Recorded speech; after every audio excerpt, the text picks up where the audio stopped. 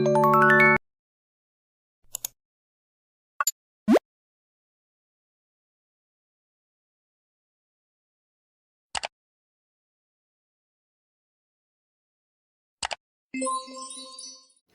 teman-teman, perkenalkan nama saya Dewi Fortuna Julianti dengan NIM 1904458, Prodi Pendidikan Geografi UPI kelas 5B.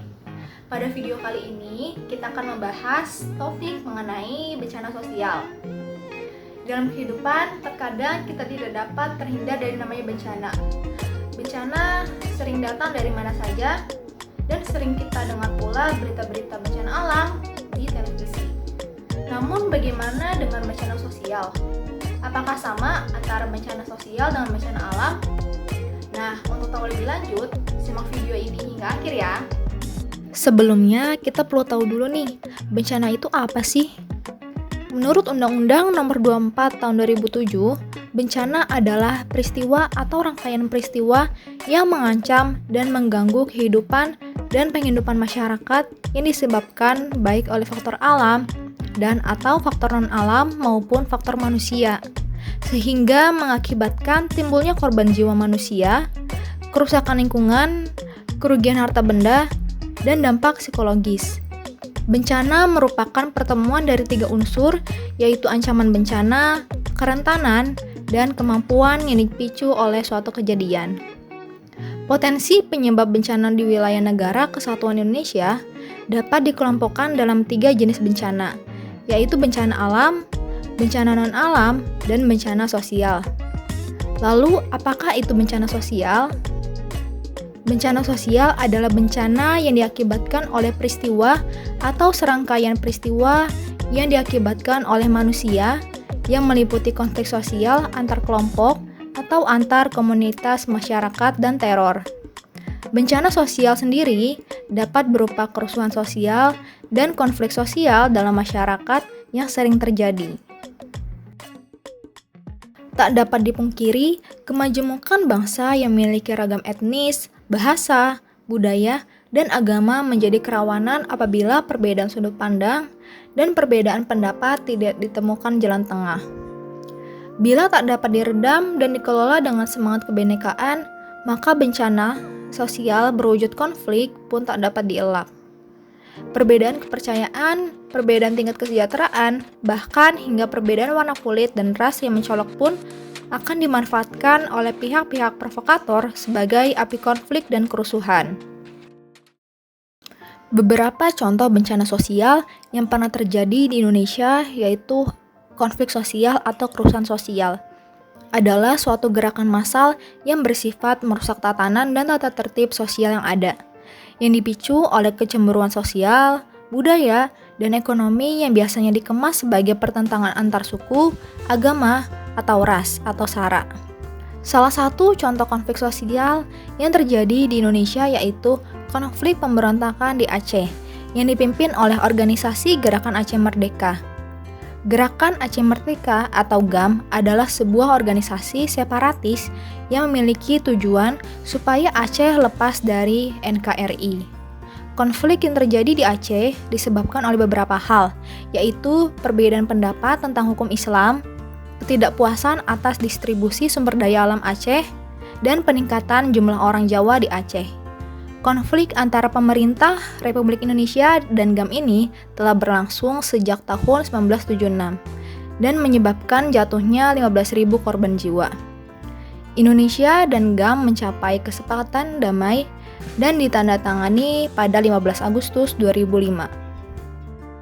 Lalu yang kedua, aksi teror adalah aksi yang dilakukan oleh setiap orang yang dengan sengaja menggunakan kekerasan atau ancaman kekerasan sehingga menimbulkan suasana teror atau rasa takut terhadap orang secara meluas atau menimbulkan korban yang bersifat massal dengan cara merampas kemerdekaan sehingga mengakibatkan hilangnya nyawa dan harta benda, mengakibatkan kerusakan atau kehancuran terhadap objek-objek vital yang strategis atau lingkungan hidup atau fasilitas publik internasional.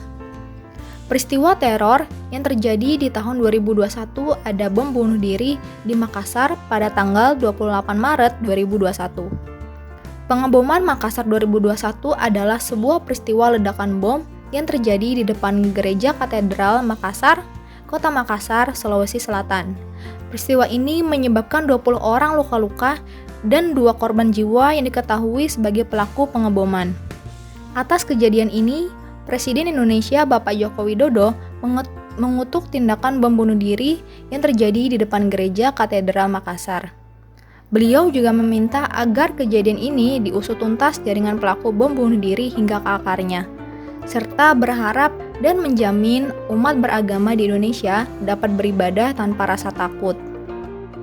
Dan yang ketiga adalah sabotase, yaitu tindakan yang dilakukan untuk melemahkan musuh melalui subversi, penghambatan, pengacauan, dan atau penghancuran. Dalam perang, istilah ini digunakan untuk mendeskripsikan aktivitas individu atau grup yang tidak berhubungan dengan militer, tetapi dengan spionase. Sabotase dapat dilakukan terhadap beberapa struktur penting, seperti infrastruktur, struktur ekonomi, dan lain-lain. Sabotase juga pernah terjadi di Indonesia, tepatnya di Kota Jayapura, pada tanggal 29 Agustus 2019. Seseorang diketahui melakukan sabotase dengan memotong jaringan optik milik Telkomsel. Sabotase ini tidak menyebabkan blackout karena masih bisa digunakan untuk menelepon dan berkirim pesan. Hanya saja layanan data dibatasi. Perbaikan akibat sabotase ini juga memakan waktu yang lama sehingga menyebabkan terganggunya jaringan komunikasi. Lantas, bagaimana cara kita menyikapi hal tersebut sebagai upaya mitigasi bencana sosial? Berikut ini beberapa di antaranya. Yang pertama, menumbuhkan kesadaran diri kita sebagai bangsa yang dibangun dengan gotong royong, saling bahu-membahu dalam kesulitan, dan setiap warga negara menerapkan Pancasila dalam hidup berbangsa dan bernegara. Kedua, mengaktifkan peran serta orang tua dan lembaga pendidikan dalam mendidik anak, dikarenakan hal ini merupakan pencegahan sejak dini untuk mencegah terjadinya tindakan kriminal dan mencegah menjadi pelaku tindakan kriminal. Yang ketiga, menjaga kelestarian dan kelangsungan nilai norma dalam masyarakat dimulai sejak dini melalui pendidikan multikultural seperti sekolah, pengajian, dan organisasi masyarakat. Keempat, memberikan pengamanan terhadap objek-objek vital di lokasi strategis. Kelima, mengenakan sanksi hukum yang tegas dan adil kepada para pelaku kriminalitas tanpa pandang bulu atau derajat. Hal ini akan sangat ampuh untuk memberikan efek jera kepada para pelaku agar tidak mengulangi kembali tindakannya. Keenam, jika kita berada pada posisi yang dianggap dirugikan atau dicurangi, kita dapat menempuh jalur hukum dengan melapor kepada pihak terkait. Dan yang ketujuh, setelah semua proses dan jalur hukum telah ditempuh, harus saling menerima hasil atau keputusannya. Dengan beberapa peristiwa bencana sosial yang kerap terjadi di lingkungan masyarakat, hendaknya perlu diatasi secara serius. Berawal dari kesadaran diri sendiri untuk tidak memicu konflik dan berpegang teguh pada norma-norma yang berlaku di masyarakat. Bila terjadi permasalahan, selesaikan melalui musyawarah tanpa adanya kekerasan. Selesai sudah pembahasan kita kali ini mengenai bencana sosial. Semoga teman-teman yang menonton video ini dapat memahami apa yang telah dijelaskan. Sampai jumpa di video selanjutnya.